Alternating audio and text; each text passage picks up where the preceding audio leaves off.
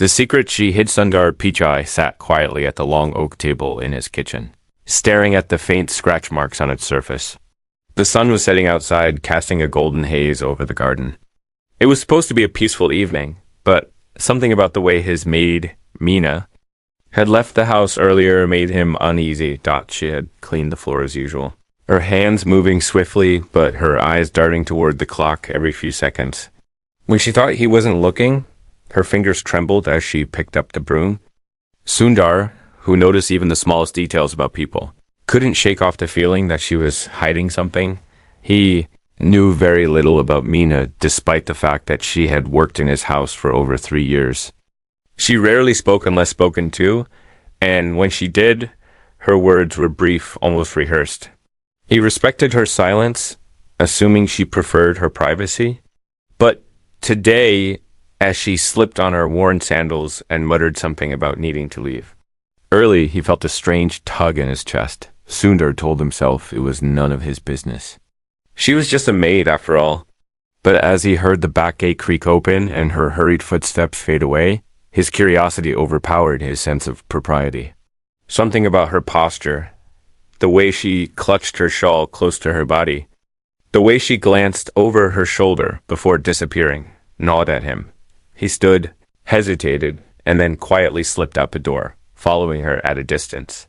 The air was cool and carried the smell of earth and rain. He kept his steps light, careful not to alert her. At first, she walked briskly down the narrow street, weaving through the evening crowd. He almost lost her twice when she ducked into side alleys, but his long legs helped him keep up without having to run. Soon, they left the busy streets behind and entered an older part of the city. The houses here were small and cramped, their walls cracked and faded. Laundry hung from wires above their heads. Children played barefoot in the dust, their laughter echoing off the walls. Meena walked faster now, her head down, her shawl slipping from her shoulder. After another 10 minutes, she turned sharply into a dark alleyway that seemed to lead nowhere. Sundar paused at the corner, his heart beating faster. He knew this area wasn't safe at night, but something about the way Meena moved, purposeful but burdened, made him step into the alley anyway. He followed her quietly until she stopped in front of a rusty metal door. She looked around nervously before knocking 3 times in a peculiar rhythm. After a long pause, the door creaked open, just enough for her to slip inside. Sundar hid behind a stack of broken crates. Waiting. From where he stood, he could hear muffled voices coming from inside. He couldn't make out the words, but there was an urgency to them, a desperate tone. He debated whether to leave and forget what he had seen. But something inside him, a strange mixture of worry and intrigue, made him stay. After a few minutes, the door opened again, and Meena stepped out. But she wasn't alone. She was carrying a small child wrapped in a thin blanket. The child's head rested on her shoulder, and she whispered something to it softly before adjusting the shawl to cover them both. Sundar froze. He hadn't known Meena had a child. She had never mentioned it, never brought the child to work, never even hinted at such a responsibility. His mind raced with questions as he watched her walk away, cradling the child as if it were the most precious thing in the world. He continued to follow, careful to keep his distance. Meena didn't return to her own home. Instead, she walked toward a rundown building that looked like an abandoned warehouse. She entered through a side door, and this time Sundar crept closer, peering through a crack in the wall. Inside, he saw a sight that made his stomach tighten.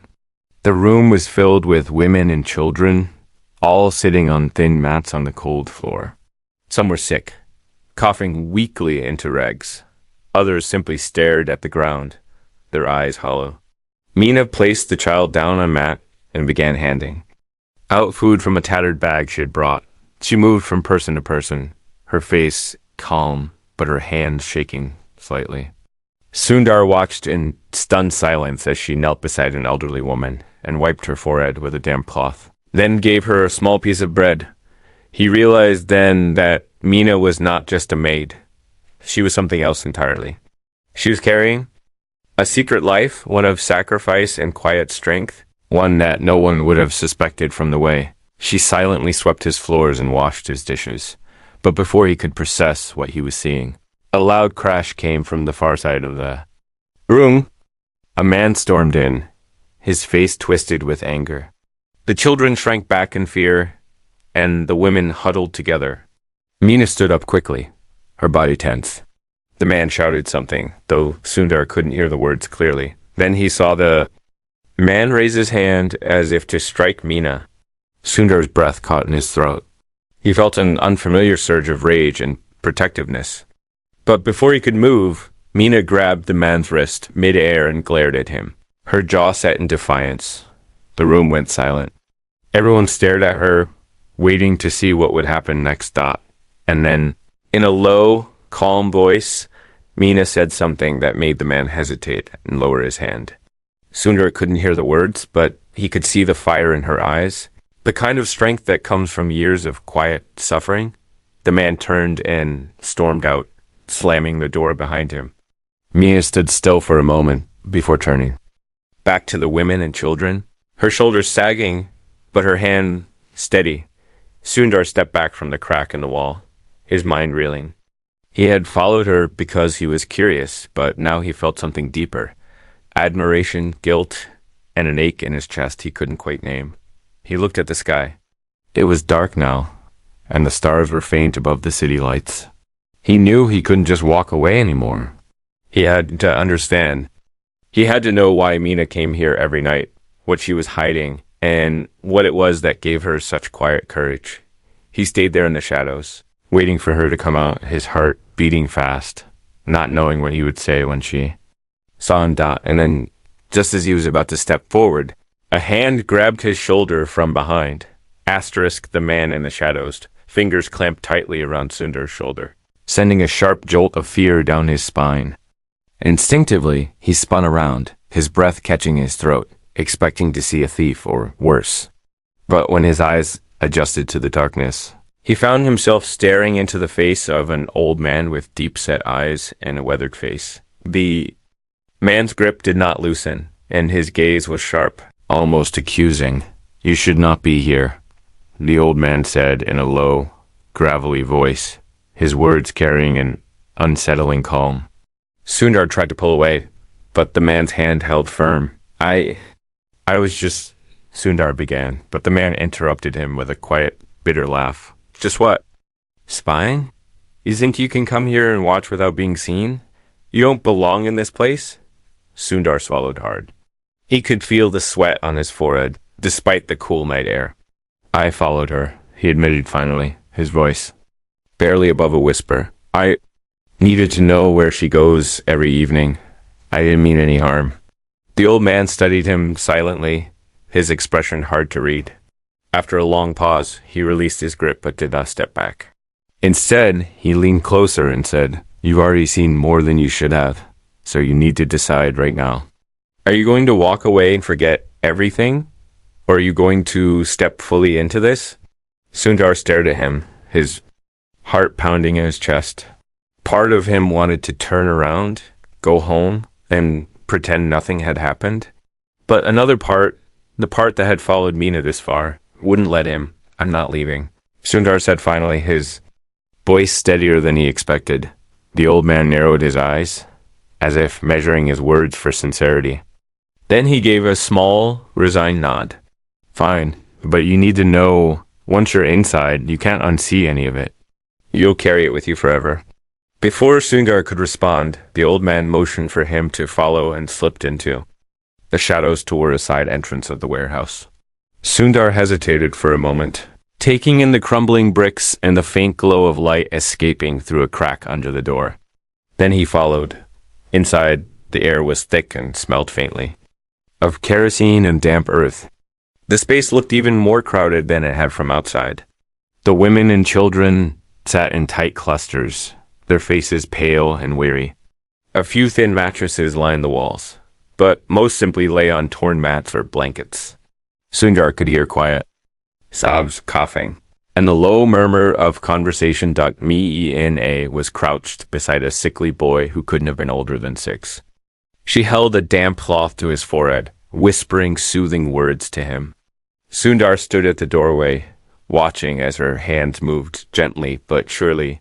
Her face calm, but her eyes clouded with something he couldn't quite name. The old man led Sundar to a corner of the room where a wooden table stood, covered in old papers and a flickering lantern.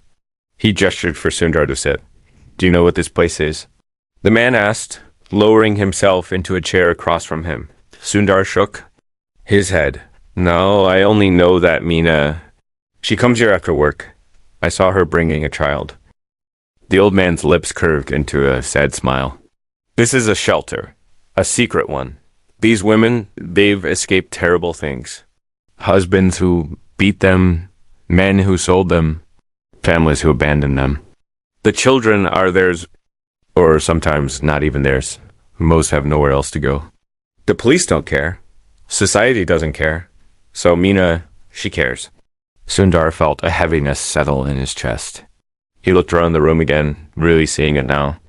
The cracked walls, the empty eyes of the women, the thin arms of the children. And Meena, moving from one to another, offering what little comfort she could. But why didn't she tell anyone? Sundar asked finally. The old man gave a dry laugh. "You think people want to hear this? You think your neighbors in their big houses would care? No. She keeps quiet because she knows the more people know, the more danger she brings to this place. There are men who would burn it to the ground just to keep these women in their place. She protects them by staying invisible." Sundar sat in silence, his mind swirling with questions, shame, admiration, and a strange sort of sorrow he couldn't name. After a while, the old man stood and walked away, leaving Sundar alone at the table. He sat there for a long time, watching Meena tend to the others, until she finally looked up and saw him. For a moment, her face went completely still. She froze, her hand still resting on the boy's shoulder, her eyes locked on his. Then, without a word, she stood and walked toward him. When she stopped in front of him, her expression was unreadable. She looked tired, older somehow, but there was also a fierce determination in her eyes. "Why are you here?" she asked softly, her voice carrying more weight than the question alone. Sundar opened his mouth, but no words came. He didn't know what to say, didn't know how to explain the feeling that had driven him to follow her, the ache he felt seeing her here, the guilt that he had never asked about her life outside his walls. "You shouldn't have come," she said after a moment, her tone neither angry nor kind, just matter of fact. "I needed to understand," Sundar finally managed. "I didn't know." She tilted her head slightly, her eyes narrowing. "And now that you do?" He swallowed hard, feeling the weight of the question pressing down on him. "Now, I want to help." A faint smile tugged at the corners of her mouth, but it didn't reach her eyes. "Help?" She repeated quietly, as if testing the word on her tongue. Then she leaned in closer, her voice dropping to a whisper. "If you want to help, then you have to see everything. Even the parts that hurt, even the parts you can't ever forget." Before Sundar could respond, a sudden commotion erupted at the door. The women gasped and the children cried out as two large men burst into the room, their boots heavy on the concrete floor. Their eyes swept the room with disdain, and one of them sneered. When he saw Meena, "We told you," the taller man barked, pointing a thick finger at her. "We told you to shut this place down, but here you are, still playing saint." The old man appeared from somewhere behind Sundar, his face grim. He moved between the men and the women, raising his hands in a placating gesture. "There's no need for trouble tonight," he said evenly. But the men weren't listening. One of them kicked over a stack of blankets, scattering food and supply across the floor. The children whimpered and clung to their mothers. Sundar felt a surge of anger rise in him, but before he could move, Meena stepped forward, her eyes blazing. She stood between the men and the others, her shoulders squared and her chin high. "You've done enough," she said, her voice calm, but cutting through the noise like a blade. "Leave, now." The taller man laughed, a cruel sound that made Sundar's skin crawl. "And if we don't?" he challenged, taking a step closer. For a heartbeat, the room was utterly silent. Then Mina reached into her shawl and pulled out something small and metallic that glinted faintly in the lantern light.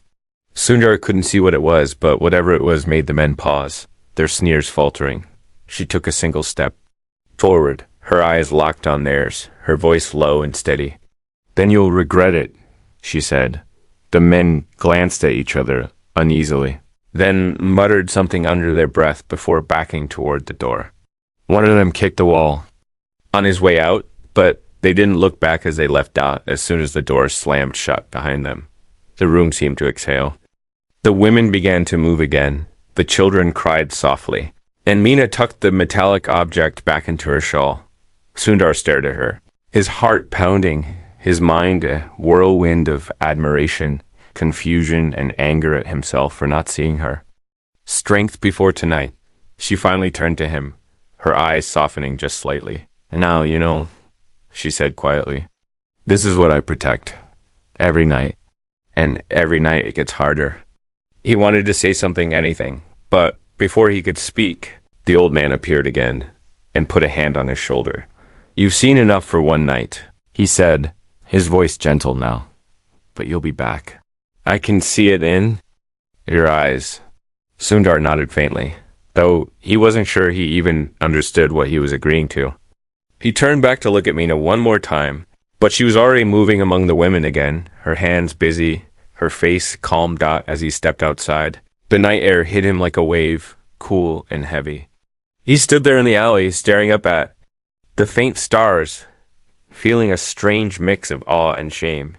He had thought he knew what strength looked like. He had thought he understood humility, kindness, resilience. But tonight Mina had shown him something far deeper, and he knew without a doubt that he could never go back to seeing her or himself the same way again. But as he began to walk away, a figure stepped out from the shadows ahead of him, blocking his path. It was neither the old man nor one of the thugs. This man was younger, taller, and dressed sharply in a suit that didn't belong in these streets. He smiled coldly at Sundar and spoke in a voice that was both polite and chilling. "So?" the man said, his eyes glinting. "You've found our little secret." And before Sundar could react, two more men emerged behind him, their footsteps silent on the stones. Asterisk the price of knowing man in the suit stood perfectly still. His hands clasped lightly behind his back, as if he had all the time in the world. His face was pale but elegant, with sharp cheekbones and eyes so dark they seemed to swallow the dim light of the alley.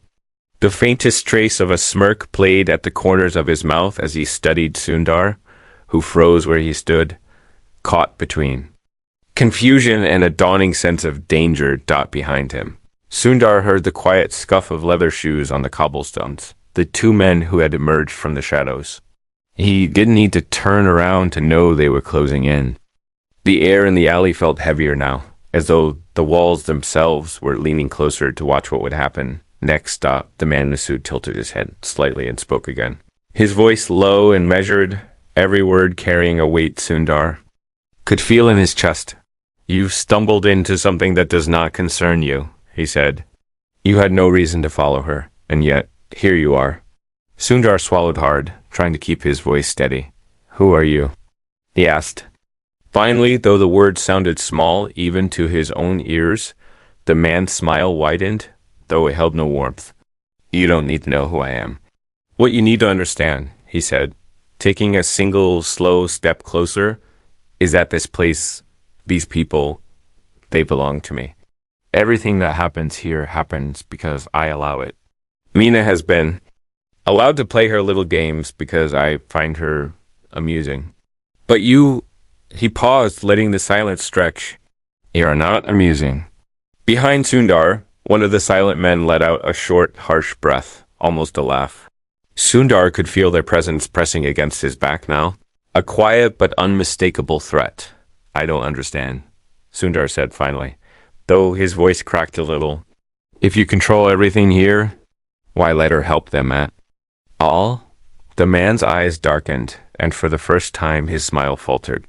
"Because even misery," he said softly, almost to himself, needs to be managed. Too much, and people revolt.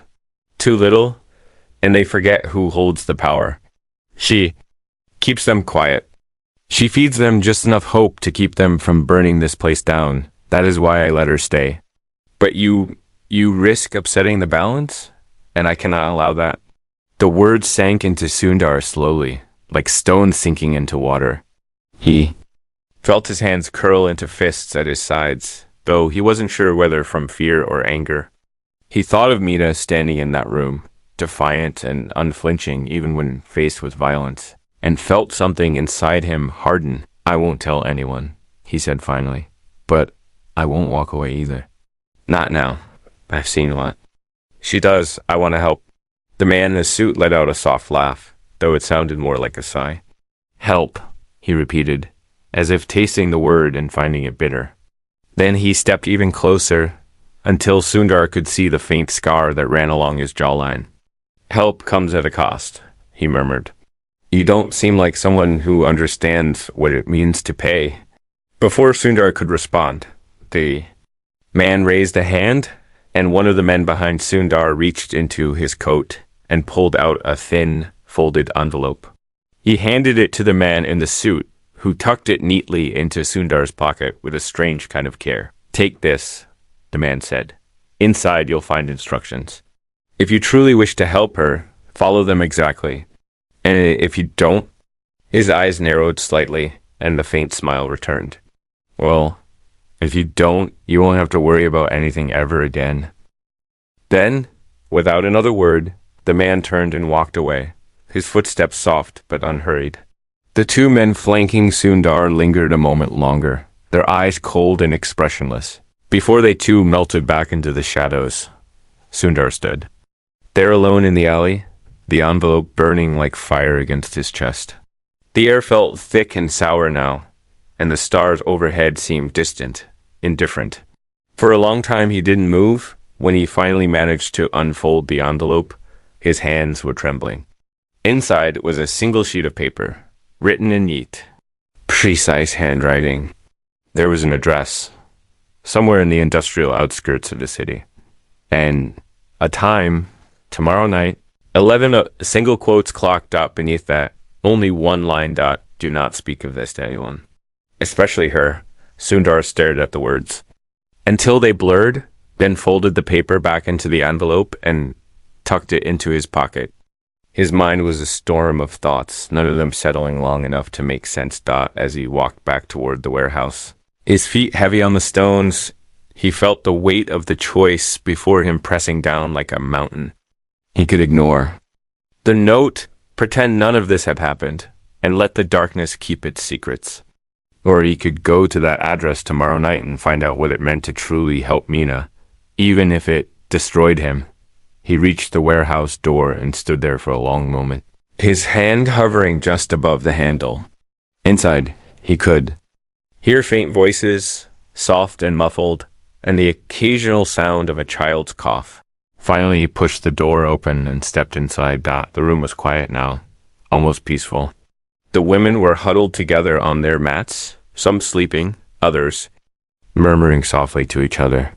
Mina was sitting alone in the far corner, her shawl draped over her shoulders. Her head bowed.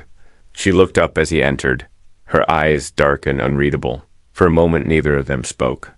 Then she rose and walked toward him, her steps slow, but steady. You're still here, she said simply, though there was a faint trace of something in her voice. Surprise, maybe, or suspicion. I needed to see you, Sundar replied, choosing his words carefully. She studied him for a long moment, then nodded slightly, as if to herself. You've seen more than you should have, she said quietly, but you stayed. Sundar nodded. He thought of the note in his pocket, its weight like a stone against his ribs, and felt a pang of guilt. Go home, she said finally, her tone soft but firm. You don't belong in this world. Not yet. But as she turned away, Sundar reached out and gently touched her arm. She stopped, her body tensing slightly at his touch. Mina, he said softly, if I could help, really help, would you let me? She didn't turn around, but He saw her shoulders stiffen. For a long moment she was silent, and he wondered if she would answer at all. And she spoke, her voice so low he almost didn't hear it. "Help," she said slowly, "is not what you think it is. It's not clean. It's not safe. And it never ends." She pulled her arm free and walked back to her corner without another word, leaving Sundar standing in the middle of the room, feeling the chill of her absence. Later that night, as he lay awake in his bed, staring at the ceiling, he took the note out of his pocket and unfolded it again. His fingers traced the words slowly, as though memorizing them would somehow make them easier to bear. He thought of the man in the suit, his dark eyes and quiet menace. He thought of the children in the warehouse, their hollow cheeks and frightened eyes. And he thought of Mina standing alone in the center of it all, her hands steady even when everything around her was falling apart. As the clock ticked past midnight, he made up his mind. Tomorrow night at 11 o'clock, he would go to the address. He didn't know what awaited him there, whether it was danger, humiliation, or something far worse, but he knew he couldn't walk away now. He folded the note and placed it carefully on the nightstand. Then he closed his eyes and tried to imagine what kind of man he would have to become to survive what was coming next. And his sleep finally claimed him. Somewhere far away, in the quiet darkness of the warehouse, Mina sat awake with her eyes wide open, staring at nothing, as if she already knew. Asterisk, the door that should never open. City looked different at night, Sundar thought, as he walked toward the address scribbled on the paper. The familiar streets of glass buildings and glowing screens gave way to narrow roads, cracked and uneven, lined with empty factories and broken windows. Each step carried him farther away from the world he knew, the polished conference rooms and gleaming lights, and deeper into something darker, heavier, something that clung. To his skin, the air smelled faintly of rust and smoke. Strayed dogs padded through the shadows, their eyes catching the faint glow of the street lamps. Sundar clutched the note in his pocket as though it were the only thing anchoring him, though every instinct in his body screamed at him to turn around and go home. But he couldn't. The address led him to the edge of the industrial district, where the streets grew narrower and the buildings taller and more oppressive. Finally, he found himself standing before an enormous warehouse with no sign, no number, no lights. Its black iron door stood out against the crumbling bricks, perfectly clean, as though someone had scrubbed it just for tonight. He checked the time. 11 o'clock on the dot, taking a deep breath. He stepped closer and raised his hand to knock. But before he could touch the door, it swung open on its own with a quiet groan. The space beyond was pitch black, and cold air seeped out, brushing his face like the breath of some invisible creature. For a moment, he hesitated, staring into the darkness. He thought of Mina's words, "Help is not what you think it is. It's not clean. It's not safe. And it never ends." And felt a chill ripple through him. Then he stepped inside. The door closed silently behind him, and for a few seconds, he stood there in complete darkness. The air smelled of dust and something metallic, and somewhere far off he could hear faint echoes, like footsteps or whispers. Then a single light bulb flickered on above him, casting a pale circle of light on the concrete floor. Within that circle stood a table, and behind it sat the man in the suit. His jacket was perfectly pressed, his hands folded neatly in front of him, his expression calm and unreadable. "You came," the man said, softly, as though he had never doubted it. "Good." Sundar swallowed hard but didn't answer. He stepped forward until he stood at the edge of the circle of light. "Sit," the man instructed, and Sundar obeyed, lowering himself into the chair opposite him. For a moment, neither of them spoke. The silence was so thick Sundar could hear his own breath, could hear the faint hum of the bulb above them. Then the man reached into a drawer and pulled out a thin folder, which he slid across the table. "Inside," he said, "are photographs. Names, dates, places, everything you will need to complete what comes next." Sundar stared at the folder, his chest tightening. "What is it?" he asked finally, though he already suspected he wouldn't like the answer. The man's lips curled into a faint smile. "It's a choice," he said, You're first of many. If you truly want to help her, truly you will do what we ask. It will not feel like kindness. It will not look like charity, but it is the only way. With trembling hands, Sundar opened the folder. Inside were several black and white photographs of men he didn't recognize, all of them wearing the same cruel, mocking smiles as the two thugs who had barged into the shelter. Beside each photograph was a name and an address. Some of them even had handwritten notes. Weakness, alcohol, greedy, afraid of his wife. Sundar flipped through the pages, each one heavier than the last. Finally he looked up, his voice quiet, but firm. You want me to hurt them? The man shook his head slowly, though his smile didn't fade. We want you to teach them something, he said. Remind them they are not untouchable. You are not to kill. You are not to maim. But you will make sure they understand that their actions have consequences. Asterisk Sundar stared at the folder again, his stomach turning. And if I refuse? He asked Dot. The man's eyes glinted in the dim light. If you refuse, he said, leaning forward slightly, then she pays the price. Not you, her, and the children, and everyone in that shelter. I don't think you want that. Sundar felt, his breath catch in his throat. He thought of Mina's steady hands and the way the children clung to her shawl, their eyes wide with quiet trust. He thought of the old man and the women huddled together on their thin mats. He closed the folder slowly and looked up. I'll do it, he said quietly. The man in the suit smiled, a real smile this time, though it chilled Sundar to the bone. Good, he said. Your first target is waiting. You have until morning. He snapped his fingers, and one of the silent men appeared from the darkness, handing Sundar a small canvas bag. Sundar didn't open it. He simply stood, clutching the folder and the bag, and walked back toward the door dot as he stepped outside. The cold night air hit him like a slap. He took a long, shaky breath, trying to steady his hands. He knew he should feel fear, but what he felt instead was something harder, sharper, the weight of responsibility, and an anger he hadn't realized he was capable of. Asterisk he walked for. What felt like hours, the streets empty and silent, until he reached the address of the first man. It was a low, narrow house on the edge of town, its windows dark, its yard overgrown. He stood at the gate for a long moment, staring at the cracked paint on the door, the faint smell of stale beer drifting from the windows. Asterisk.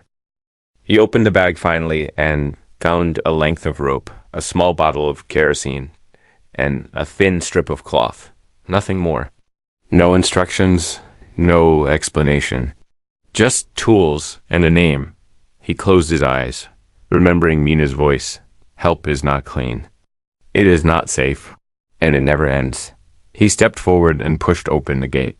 The hinges groaned loudly in the quiet night, but he didn't stop. The door to the house was unlocked. He slipped inside silently, the floorboards creaking faintly under his weight. In the darkness, he could make out the shape of a man slumped in a chair, a bottle still in his hand, his mouth open in drunken sleep. Sundar's fingers tightened around the rope in the bag. His heart hammered in his chest, but his hands felt steady. He stepped closer, each footfall deliberate, the world narrowing to the sound of his breath and the faint rustle of the rope in his hands. And just as he reached the man, just as he raised the rope, the man's eyes snapped open, wide and bloodshot, and fixed on him. There was no fear in them, only recognition. So, the man slurred, a bitter smile spreading across his face. They sent you after all. Sundar froze. The rope hung useless in his hands. What? He began, but the man cut him off with a soft laugh that made the hairs on the back of his neck stand on end. You think you're the first? The man whispered, his voice low and full of something Sundar couldn't name. You think you're the first one she sent? And before Sundar could speak, the man leaned forward, his breath hot and sour. You don't even know, do you? He murmured, you don't know what she really is. And then, before Sundar could react, the man lunged at him, knocking him backward into the darkness. Asterisk her other fasi, the man's weight hit Sundar like a stone, knocking him backward. and slamming him into the floorboards. For a moment, the air rushed out of his lungs, and the world was nothing but darkness. Dust, and the faint smell of kerosene from the bag still clutched in his fist. The man's hands closed around his collar, pulling him closer, their faces only inches apart. Sundar could see now the broken veins across the man's cheeks, the bloodshot eyes that glittered with something between rage and despair. "You don't know what you're doing," the man hissed, his breath hot and bitter. "You think you're helping her, but she's been doing this for years. You're just another pawn." Sundar twisted under his grip, trying to shove him off, but the man was stronger than he looked. The rope spilled from Sundar's fingers and coiled uselessly on the floor as the man pressed his forearm against his throat. The room seemed to shrink, and all Sundar could hear was the pounding of his own heart. Then, with a sudden surge of desperation, Sundar kicked his legs up, catching the man off balance. They rolled to the side, crashing into a chair that splintered under their weight. Sundar scrambled to his feet, breathing hard, the bag still swinging from his shoulder. The man stayed on the floor, laughing softly now, a cruel, broken laugh. That sent chills down Sundar's spine. "You really don't get it, do you?" he said, sitting up slowly and wiping a streak of blood from his lip. "Do you even know what she's done? Do you even know what she is?" Sundar stood over him, his hands clenched into fists, though he felt more confusion than anger now. "What are you talking about?" he demanded, his voice hoarse. The man tilted his head back and let out a long, low sigh. "She finds people like you," he murmured, almost to himself. "Men who think they're righteous. Men who think they're saviors. She tells you it's for the children, for the women, for justice. And then she sends you here. She sends all of you here, and one by one, you break." His words hung in the air, heavy and sharp. Sundar's chest felt tight, as though the room itself was pressing down on him. "You're lying," he said finally, though the words tasted hollow in his mouth. The man gave a humorless smile. "Maybe," he said, "but you should ask her yourself, if she even bothers to tell you the truth." Sundar stared at him for a long moment, his mind spinning. Then, without another word, he turned and left. The door slamming shut behind him. Outside, the night felt colder than before, and the air seemed heavier somehow. Sundar's hands trembled as he gripped the strap of the bag, the man's words echoing in his ears. "She sends you here, one by one, and you break." He didn't know what to believe anymore.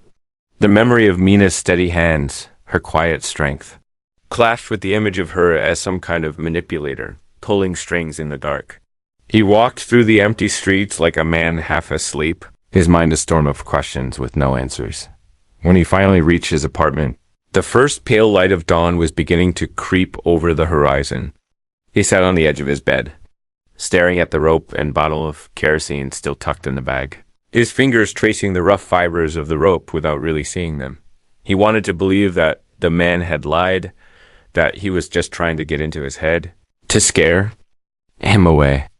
But something about the way he'd spoken, the bitterness in his voice, the certainty in his eyes, it had felt real. And worst of all was the faint, nagging doubt that had already been growing in the back of Sundar's mind since the first night. At the warehouse, why had Mina never asked for help outright? Why had she never told him about the shelter, about the danger, about the men who threatened her? Why had she always looked at him with that strange, unreadable expression, as though she already knew how the story would end? The next night he couldn't sleep. The city outside his window moved on as though nothing had changed. But Sundar felt like a man watching the ground crack beneath his feet. He sat at the table with the folder open before him, staring at the next name on the list. His hands ached from clenching them so tightly. Finally, as the clock struck 2, he stood, grabbed the folder, and walked out into the night. He didn't know where he was going until he found himself standing in front of the warehouse again. The black iron door loomed above him, just as it had before, but this time he didn't hesitate. He pushed it open and stepped inside. The air was still and cold. The faint glow of lanterns lit the room, and the women and children were asleep. On their mats, Mina sat in her usual corner, her shawl wrapped tightly around her shoulders. Her eyes opened the moment he entered, and she watched him silently as he walked toward her. He stopped a few feet away, his breath shallow. The folder still in his hands. I went, he said quietly, to the house. I saw him. He knew me. He said you've done this before. But you send men like me. His voice trailed off, but Mina didn't move. Her face remained calm, though something flickered in her eyes, something he couldn't quite read. Is it true? He asked finally, his voice breaking. Everything he said, is it true? For a long moment, she didn't answer. Then she stood slowly and walked to him, stopping just close enough that he could feel the warmth of her presence. She looked at him for what felt like forever, her eyes dark and steady. And then she spoke. Do you think, she asked softly, that any of this would still exist if I didn't make hard choices? Do you think the women would still be here? The children? Still alive? You don't understand what it costs to protect them. You don't understand what I have to become. Her words cut through him like a knife. He wanted to argue, wanted to tell her there had to be another way, but her eyes held him in place. And he found he couldn't speak. She reached out then and gently took the folder from his hands. She opened it, glanced at the next name on the list, and then closed it again. He's a monster, she said quietly, like the others. If you don't stop him, no one will. She pressed the folder back into his hands, her fingers lingering on his for just a moment. But if you can't do it, she added, her voice lower now, then don't come back. Don't come here again? Because this place has no room for half measures, and neither do I. Then she turned and walked back to her corner, her shawl trailing behind her like a shadow. Sundar stood there, staring down at the folder in his hands, feeling the weight of her words settle deep in his chest. He looked around at the sleeping children, the women curled up together for warmth, the faint smell of damp stone and kerosene. And for the first time since he had followed her that night, he wondered if he had stepped into something far bigger and far darker than he could ever have imagined. As he turned to leave, the black iron door creaked open again behind him, and the man in the suit slipped inside, his eyes glinting in the dim light. Well, the man said softly, his smile sharpened. Then, you're learning. And before Sundar could speak, the man added, his voice almost a whisper, but the real test comes next. And this time, it's not him you have to hurt. Sundar froze, the words sinking into him like ice. Who? He asked, though his voice was barely audible. The man's smile widened. Her, he said. And in that moment, Sundar felt the world tilt beneath him, and everything he thought he knew about Mina and himself began to unravel. Asterisk what she carried at the words hung in. The air like smoke, heavy, choking. Impossible to ignore. The man in the suit didn't move, but his dark eyes glittered with something that made Sundar's stomach knot. He wanted to believe he had misheard, that the man was playing some cruel trick. But the faint, mocking smile on his face told Sundar that he hadn't. What do you mean?